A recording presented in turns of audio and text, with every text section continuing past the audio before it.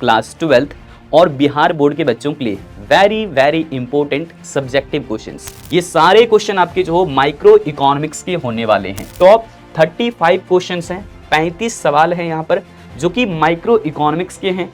सारे के सारे सवाल जो हो वो सब्जेक्टिव टाइप के हैं। हिंदी और इंग्लिश दोनों मीडियम से क्वेश्चन दे दिया है और इन्हीं सारे क्वेश्चंस को आपको ज्यादा टाइम्स रिपीट भी करने होंगे। हेलो बच्चों, क्या हाल चाल, कैसे हैं आप सभी? उम्मीद करते हैं आप सभी स्वस्थ होंगे, मस्त होंगे। मेरा नाम है छोटू कुमार, आप मुझे प्यार से छोटू सर कह सकते हैं। स्वागत है सभी बच्चों का Bihar commerce by PW channel पर। और आज हम लोग बात करने वाले हैं क्लास 12th और बिहार बोर्ड के बच्चों के लिए very very important subjective questions. ये सारे क्वेश्चंस जो है ना आपके हाफ ईयरली में भी और कंप्लीट जब फाइनल पेपर लिखने चाहोगे तब भी आपका मैच करने वाला है। बहुत सारे सवाल यहाँ पर रखे गए हैं। 35 क्वेश्चंस हमने गिनती करके रखा है, लेकिन ध्यान रखना ये सारे क्वेश्चन आपके जो माइक्रो इकोनॉमिक्स के होने वाले हैं। कहाँ के?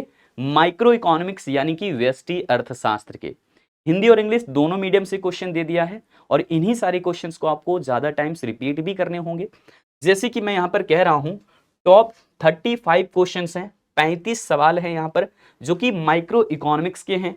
सारे के सारे सवाल जो हो वो सब्जेक्टिव टाइप के हैं, मतलब 2 नंबर के भी क्वेश्चन रखे हैं और आपके जो लॉन्ग क्वेश्चन पूछे जाते हैं ना 5 नंबर वाला, वो भी रखा हुआ है। क्योंकि बिहार बोर्ड में 2 नंबर का यहाँ पर शॉर्ट आंसर टाइप क्वेश्चन होता है और लॉन्ग आंसर टाइप जो होता है वो 5 नंबर का होता है। ठीक है जी, तो इसी के हिसाब से हमने रखा हुआ है। अब यहाँ पर देखोगे सबसे पहले रखा है 2 नंबर वाले सवाल, जिसमें कि लघु उत्तरीय प्रश्न आता है, शॉर्ट आंसर टाइप क्वेश्चंस आते हैं। चैप्टर नंबर 1 के जो भी सवाल बन सकते हैं उसको हमने पहले रखा हुआ है। जैसे कि व्यष्टि अर्थशास्त्र से आप क्या समझते हैं, मतलब माइक्रो इकोनॉमिक्स किसे कहते हैं, तो what do you understand by micro economics. Next आया सकारात्मक आर्थिक विश्लेषण से आप क्या समझते हैं, मतलब what do you understand by positive economics या पॉजिटिव इकोनॉमिक एनालिसिस। तो ये होता क्या है, जो पॉजिटिव बातें करे, जो देश में हुआ है उसकी बातें करे, जो हो चुका है उसकी बातें करे, या फिर ऐसी बातें करे जो कि जैसे मान लो कि गरीबी है तो कह देगा गरीबी है, महंगाई है तो कह देगा महंगाई है। ये वो वाला शास्त्र है। फिर आते हैं और आखिर में यहां पर देखें तो अवसर लागत की बातें करता है, जहां पर अवसर लागत से संबंधित हम लोग ये कंसेप्ट पढ़ चुके हैं। और अवसर लागत का जो कंसेप्ट होता है ये कहता है कि कुछ पाने के लिए कुछ खोना पड़ता है। मतलब अगर एक वस्तु को आप जो है पाना चाहते हैं, मान लीजिए हमें 2 वस्तु का उत्पादन करना है अपने खेत में, तो वहां पर हमारे पास ऑप्शंस हैं कि 2 हम फसल लगा दें। लेकिन अगर कोई आपको कहे कि 2 में से कोई एक ही फसल आप लगा सकते हो, तो एक आप लगाएंगे, दूसरा छोड़ देंगे। तो जो फसल आपने लगाना छोड़ दिया वही क्या बन जाता है, अवसर लागत। ऐसे ही आप यहाँ पर इसे हस्तांतरण लागत के नाम से भी जानते हैं या फिर वैकल्पिक लागत के नाम से भी जानते हैं। फिर आता है बाजार अर्थव्यवस्था की 2 विशेषताओं को संक्षेप में लिखिए, यानी right any 2 characteristics of market economy. Market economy मतलब कैपिटलिस्ट इकोनॉमी होता है। फिर यहां पर उसके बाद है आपके चैप्टर नंबर 2 और चैप्टर नंबर 2 में आपका सबसे पहले सवाल है कि सीमांत उपयोगिता को परिभाषित कीजिए, यानी डिफाइन मार्जिनल यूटिलिटी। अब सीमांत उपयोगिता क्या होता है, इसको डिफाइन करना है और फॉर्मूला दे देना है।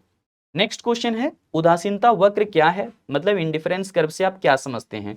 वो वक्र जिसे हम तटस्थता वक्र या समसंतुष्टि वक्र, उपभोग संभावना वक्र, ये सब नाम से जानते हैं, ये वही वाला है। ठीक है, अधिमान वक्र भी इसको बोला जाता है। बजट रेखा को परिभाषित कीजिए, मतलब define budget line. Budget line actual में 2 गुड्स की प्राइसेस और दिए हुए इनकम से तय होता है और ये बताता है कि कंज्यूमर 2 वस्तुओं को कितनी कितनी मात्रा में खरीद सकता है, लिमिटेड मनी इनकम और 2 वस्तुओं की दी हुई कीमतों पर। नेक्स्ट आते हैं मांग की तालिका से आप क्या समझते हैं, मतलब डिफाइन यहां पर करना है आपको डिमांड शेड्यूल। ठीक है, मांग की तालिका क्या होती है। फिर पूरक वस्तु क्या होता है, वो वस्तुएं जिसे एक साथ में इस्तेमाल किया जाए और एक उद्देश्य को पूरा करे, जैसे कार और पेट्रोल, दोनों चीजें मिलकर के आपकी एक उद्देश्य को पूरा करता है ना, तो कॉम्प्लीमेंट्री गुड्स है, पूरक वस्तु है। ठीक है, ये आपको एग्जाम्पल में भी पेश करना है, डिफाइन भी कर देना है। मांग की कीमत लोच से आप क्या समझते हैं, तो मांग की कीमत लोच का मतलब है प्राइस इलास्टिसिटी ऑफ डिमांड। इसका मतलब आपको बताना होगा कि प्राइस के चेंज होने से डिमांड में कितना ज्यादा चेंज या कितना कम चेंज देखने को मिलता है। ठीक है, फॉर्मूला भी यहां पर रखना चाहिए आपको। नेक्स्ट आपके जो है चैप्टर नंबर आ जाता है 3 और तीसरे चैप्टर से संबंधित क्वेश्चन है प्रोडक्शन फंक्शन, यानी उत्पादन फलन से आप क्या समझते हैं ये बताना है। यहां पर भी आप फॉर्मूला से बता सकते हैं कि आउटपुट हमारा जो है वो डिपेंड करता है बहुत सारे इनपुट पर। यहाँ पर बहुत सारे उत्पादन के साधन लिख सकते हैं, जैसे कि लैंड, लेबर, कैपिटल, इस तरीके से यहाँ पर लिख सकते हो आप। तो ये आपका उत्पादन फलन का तरीका रहेगा, डिफाइन करने के बाद फॉर्मूला लगा देना।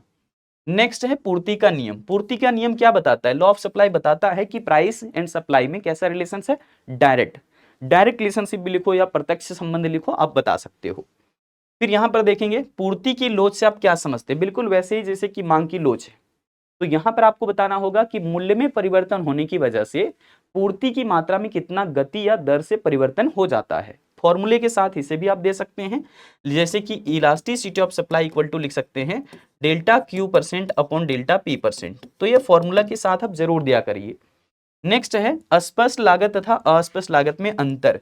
अब अस्पष्ट लागत का मतलब है एक्सप्लिसिट कॉस्ट और अस्पष्ट लागत का मतलब है अस्पष्ट लागत का मतलब है एक्सप्लिसिट कॉस्ट और अस्पष्ट लागत का मतलब है इम्प्लिसिट कॉस्ट। तो एक्सप्लिसिट का मतलब होता है जिसका हम हिसाब किताब रखते हैं, जो हमने दूसरे फर्म्स से मान लो लेबर हायर किया, या फिर जो वो कहते हैं ना फैक्टर मार्केट से हमने लेबर हायर किया, मतलब हमारा वो घर का कोई व्यक्ति नहीं है, हमने किसी दूसरे व्यक्ति को काम पर बुलाया है, तो उसको पैसे देने पड़ेंगे ना, उनका हिसाब किताब भी रखना पड़ेगा, कितने दिन काम किया नहीं किया, तो इसलिए उसको बोलते हैं एक्सप्लिसिट कॉस्ट।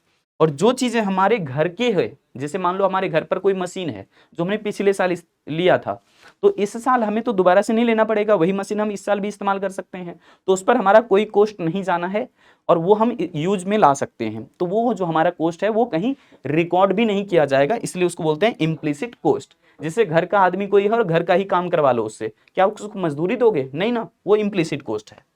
ऐसे ही आप जहां पर चैप्टर 4 पर आएंगे तो इसमें जो क्वेश्चन हैं, तो सबसे पहले बाजार संतुलन से जो है क्या समझते हैं। तो मार्केट इक्विलिब्रियम का मतलब है जहां डिमांड और सप्लाई दोनों बराबर हो जाती है, वो करके आपको डायग्राम से दिखा देना चाहिए कि मार्केट इक्विलिब्रियम क्या होता है, डायग्राम से आपको एक्सप्लेन करने हैं।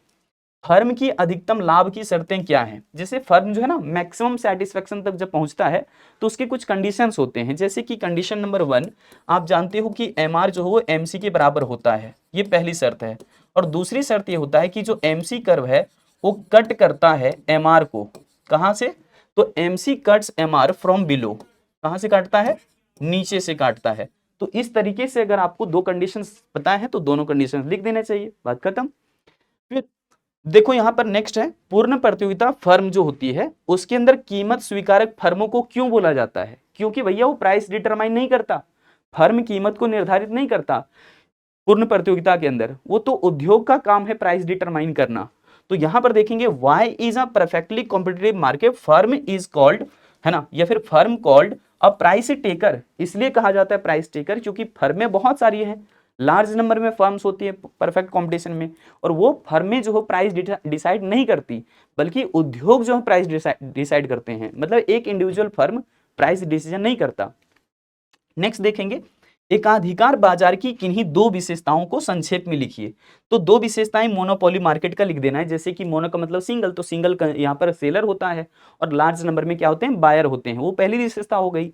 फिर इस तरह के बाजार में एक यूनिक प्रोडक्ट बेचा जाता है जिसको आप कह सकते हैं कि नजदीकी स्थानापन्न की वस्तु उपलब्ध नहीं होता, यानी कि जैसा सामान ये बेच रहा है आसपास में और कहीं नहीं मिलेगा। तो इसको जो है दो विशेषताएं, दो चीजें कोई भी नोट कर सकते थे आप। यहाँ पर नए फर्मों के रिस्ट्रिक्शंस होते हैं एंट्री करने पर, तो ये सब आपको लिखना चाहिए। नेक्स्ट है कीमत विभेद से आप क्या समझते हैं, मतलब प्राइस डिस्क्रिमिनेशन क्या किसे कहते हैं? तो देखो प्राइस डिस्क्रिमिनेशन का मतलब होता है एकाधिकार बाजार के अंदर में क्या है ना कि एक फर्म है और उसी हिसाब से वो प्राइस डिसाइड करेगा जिस हिसाब से उसको लग रहा है, तो खुद से वो डिसाइड करता है, इसका मतलब प्राइस एकाधिकार बाजार में, और इसीलिए किसी को सस्ता में भी बेचता है प्रोडक्ट और किसी को महंगे में भी बेचता है।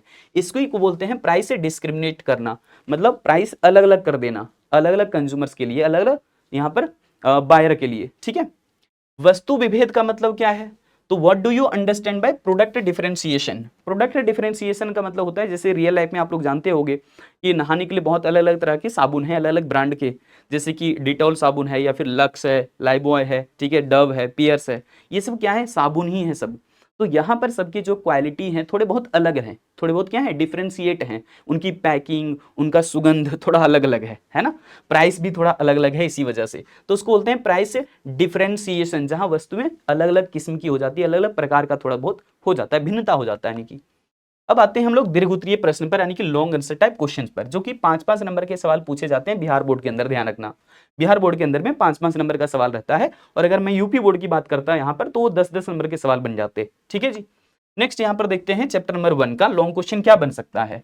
तो यहाँ से लॉन्ग क्वेश्चन 2 हमने लिया है, व्यष्टि अर्थशास्त्र और समष्टि अर्थशास्त्र में अंतर स्पष्ट करिए, यानी कि माइक्रो इकोनॉमिक्स और मैक्रो इकोनॉमिक्स में डिफरेंशिएट कर देना है। कि माइक्रो में छोटा छोटा स्तर पर बात करते हैं, जैसे कि एक फर्म, एक व्यक्ति, एक उद्योग की बातें करते हैं। वहीं समष्टि अर्थशास्त्र में यानी कि मैक्रो इकोनॉमिक्स में नेशनल इनकम यानी राष्ट्रीय आय की बात करते हैं, महंगाई की बात करते हैं, तो वो सब समष्टि अर्थशास्त्र में होता है। वास्तविक और आदर्शक अर्थशास्त्र के बीच में अंतर स्पष्ट करिए। पॉजिटिव इकोनॉमिक्स और नॉर्मेटिव इकोनॉमिक्स के बीच में डिफरेंशिएट करना है कि पॉजिटिव इकोनॉमिक्स क्या बात करता है कि क्या है, क्या था, ठीक है, इस तरह की बातें करता है डेटा के बेसिस पर। और नॉर्मेटिव इकोनॉमिक्स जो है वो सजेशन देने का काम करता है, जैसे देश में गरीबी नहीं होना चाहिए, देश में महंगाई नहीं होना चाहिए, इस तरह की बातें करता है ये, यानी कि नॉर्मेटिव इकोनॉमिक्स सजेशन देता है, ठीक है, अपना ओपिनियन देता है।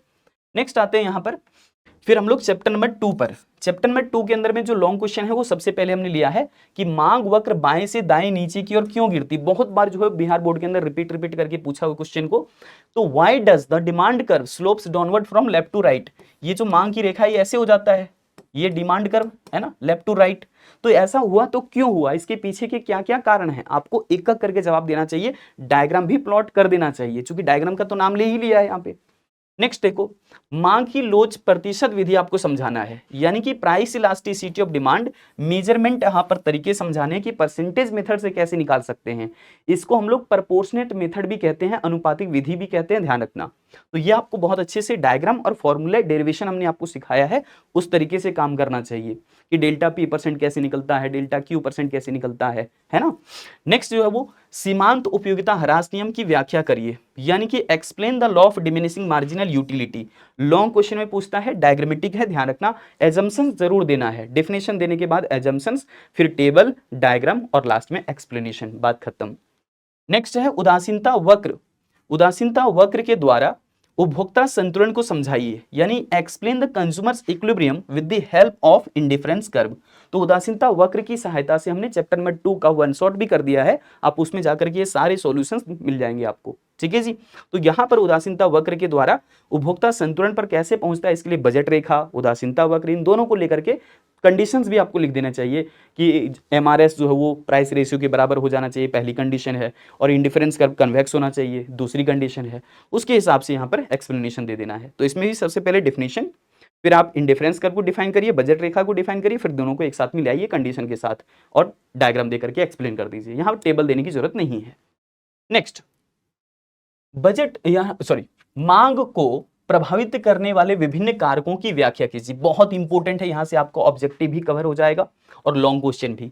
तो करें कि explain the various factors affecting demand. जैसे प्राइस जो है डिमांड को बहुत ज्यादा अफेक्ट करता है, इनकम जो हो फिर डिमांड को बहुत ज्यादा अफेक्ट करता है, पॉपुलेशन डिमांड को बहुत ज्यादा अफेक्ट करता है। उसको आप डायग्राम से बता सकते हैं तो डायग्राम से बताइए, नॉर्मली बता सकते हैं तो बताइए, लेकिन नंबर थोड़े कम आने के चांस रहेंगे, लेकिन डायग्राम से बताएंगे पूरे नंबर आएगा, जैसे मैं बताता हूं, ठीक है। नेक्स्ट यहाँ पर मांग की लोच से आप क्या समझते हैं, पहले आप मांग की लोच को डिफाइन करेंगे और फिर कह रहा है कि इसकी विभिन्न श्रेणियां बताइए, यानी कि डिफरेंट टाइप के इसकी जो डिग्री होते हैं, जैसे कि परफेक्ट इलास्टिक या फिर यूनिटरी इलास्टिक, है ना, relatively elastic, relatively in elastic, ठीक है। इस टाइप की जो चीजें हैं आप यहाँ पर डायग्रामेटिक समझाएंगे डिफिनेशन देने के बाद। तो पहले इलास्टिसिटी का डिफिनेशन दीजिए, इलास्टिसिटी ऑफ डिमांड होता क्या है, मांग की लोच होता क्या है। मांग की लोच को हो सकता है कभी कभी लिख दे मांग की कीमत लोच, तो घबराना मत, वही चीज को डिफाइन करना है। और यहाँ पर इसकी जो 5 श्रेणियां हैं पहले आप लिस्ट कर दीजिए, पांचों क्या क्या हैं नाम उनके, और फिर एक एक करके उनके डायग्रामेटिक जो डिफिनेशन देने के बाद डायग्रामेटिक एक्सप्लेनेशन चाहिए, समझे। नेक्स्ट यहाँ पर जो क्वेश्चन संख्या हो चुका है 28। अब देखते हैं क्वेश्चन नंबर हम लोग चैप्टर नंबर 3 का, तीसरे चैप्टर का जो कौन कौन सा क्वेश्चन है। कह रहे कि अल्पकालीन तथा दीर्घकालीन उत्पादन फलन में अंतर स्पष्ट कीजिए। क्योंकि ये लॉन्ग क्वेश्चन है, ध्यान रखना। तो डिफरेंशिएट करना है short run production function and long run production function.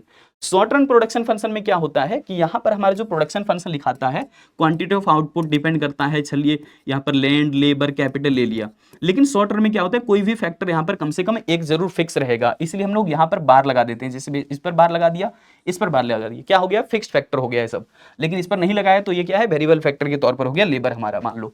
अब लॉन्ग रन में कैसे लिखते हैं कि हमारा क्वांटिटी ऑफ आउटपुट जो है वो डिपेंड करता है लैंड पर, लेबर पर, कैपिटल पर।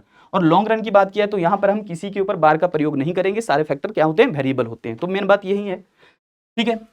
वैसे आपको एक्सप्लेन करना चाहिए। फिर कह रहा है कि परिवर्तनशील अनुपातों के नियम से आप क्या समझते हैं, क्या आशय है, रेखा चित्र के साथ समझाइए। मतलब कि एक्सप्लेन करने बोल रहा है लॉ ऑफ वेरिएबल प्रोपोर्शंस। अभी ये जो है डायग्राम के साथ बताया है, टेबल के साथ बताया है, तो बहुत सारे बच्चे टेबल नहीं देकर के डायग्राम से भी एक्सप्लेन करते हैं, कोई दिक्कत नहीं होगी। लेकिन यहाँ पर जो है ध्यान रखना, बोला है कि एक्सप्लेन करना है विथ डायग्राम, तो डायग्राम जरूर आपको देना चाहिए। पहले डिफिनेशन दीजिए, एजम्पशंस दीजिए, फिर डायग्राम दे दीजिए। कोई बच्चा टेबल और डायग्राम दोनों ले सकता है, तो दोनों लीजिए, ठीक है, वो अच्छा रहेगा।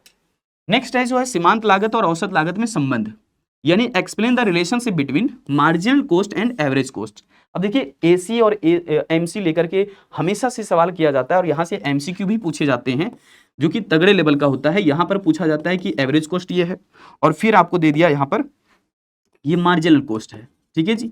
अब दोनों से यहाँ पर हमने इस तरह के बताए हुए हैं बैचेस के अंदर में, परिश्रम बैच के अंदर में इस तरह की चीजें बताई है। अभी वन शॉट अभी नहीं आया इसका, जब आ जाएगा तो आप कर लोगे।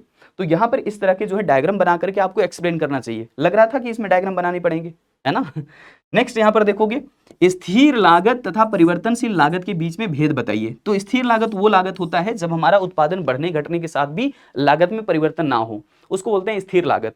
लेकिन उत्पादन बढ़ने घटने के साथ जो लागत में परिवर्तन आ जाए उसको कहते हैं हम लोग परिवर्तनशील लागत, ठीक है। स्थिर लागत के तौर पर आप रेंट ले सकते हैं, ठीक है, टॉप मैनेजमेंट के लोगों के सैलरी को ले सकते हैं, और वेरिएबल कॉस्ट के तौर पर रॉ मटेरियल पर खर्च, इलेक्ट्रिसिटी पर खर्च, है ना, एडवर्टाइजमेंट पर खर्च, ये सब चीजें ले सकते हैं।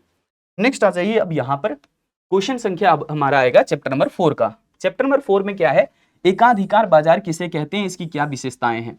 तो एकाधिकार बाजार का मतलब आप जानते हैं कि मोनो का मतलब सिंगल और पॉली का मतलब सेलर, तो मतलब एक सेलर यहाँ पर होता है। प्रोडक्ट जो यूनिक होता है, मतलब नजदीकी स्थानापन्न की वस्तु यहाँ नहीं पाई जाती। वस्तु विभेद नहीं होता, यहाँ पर ध्यान रखना है, कीमत विभेद होता है। बहुत बार आप लोग गलती करते हो, यहाँ पर कीमत विभेद इसलिए किया जाता है क्योंकि एक वस्तु ऐसा बेच रहा है जिसके कोई भी सब्स्टिट्यूट नहीं है, मतलब कहीं दूसरी जगह कंज्यूमर को मौका ही नहीं मिलता खरीदने का, यहीं आके खरीदना पड़ेगा, इन्हीं के पास आकर के खरीदना पड़ेगा। इसलिए ये प्राइस क्या करता है, प्राइस को डिफरेंशिएट कर देता है, आपको दे दिया सस्ते में, किसी को दे देगा महंगे में, समझ पाए। और ये चाहता है अपना मैक्सिमम प्रॉफिट, और इसीलिए इस तरह की पॉलिसी अपनाता है। इसके अलावा यहाँ पर नए फर्मों की एंट्री पर बैरियर होते हैं, ठीक है, तो इस तरह की बातें आपको करनी चाहिए। नेक्स्ट है क्या, पूर्ण प्रतियोगिता बाजार, बहुत इंपॉर्टेंट क्वेश्चन है। पूर्ण प्रतियोगिता बाजार की क्या क्या विशेषताएं हैं, क्या क्या कैरेक्टरिस्टिक्स या फीचर्स हैं। तो यहाँ पर होते हैं लार्ज नंबर में बायर एंड सेलर, मतलब बहुत सारे क्रेता भी होते हैं, विक्रेता भी होते हैं, और वस्तुएं क्या होती हैं, होमोजीनियस, यानी कि समरूप वस्तुएं बेची जाती है समान कीमत पर। क्योंकि पूरे बाजार में एक जैसी वस्तु है तो कीमत भी एक जैसा रहेगा। यहाँ पर एक सबसे बड़ा एजम्पशन है कि ट्रांसपोर्टेशन कॉस्ट को जीरो मान लिया जाता है। मान लिया जाता है कि यातायात लागत नहीं आ रहा है किसी भी फर्म का, चाहे सामान दूर से ला रहे हो चाहे सामान नजदीक से ला रहे हो, ट्रांसपोर्टेशन कॉस्ट को जीरो मान लिया है। और भी चीजें हैं जैसे कि नए फर्म में एंट्री कर सकते हैं, एग्जिट भी कर सकते हैं, मतलब नया फर्म आने का मन है तो आकर के सामान बेचे, नहीं मन है तो जा भी सकते हैं। तो आना है तो वेलकम, जाना है तो भीड़ कम, ये वाली बात। तो यहाँ पर जो है आपने इस तरह की कंडीशंस या फिर कैरेक्टरिस्टिक्स मेंशन करना है डिफिनेशन देने के बाद।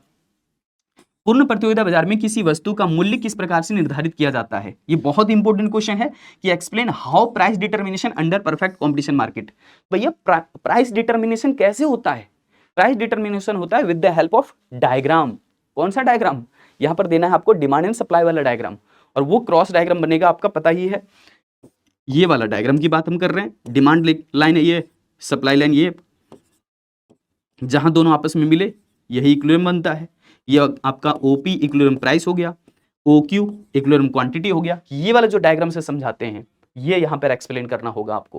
तो आई होप कि आपको बातें समझ में आ गई होगी। ये 35 के 35 सवाल हमने आपको इसलिए दे दिए हैं पहले, ताकि आप इन क्वेश्चंस का जो है एग्जामिनेशन तक पूरी अच्छी तरीके से रिवीजन कर लें। अगर आपको और भी किसी चीज में डाउट या दिक्कत परेशानी आती है तो आप मुझे कमेंट करके जरूर बताना। मिलेंगे फिर से अगली वीडियो में और आपकी अपडेट हम लेकर के आएंगे। डरना नहीं, आपको तैयारी इस पर करना है, बिहार बोर्ड में भौकाल मचाना है। बाय बाय, जय हिंद, जय कॉमर्स।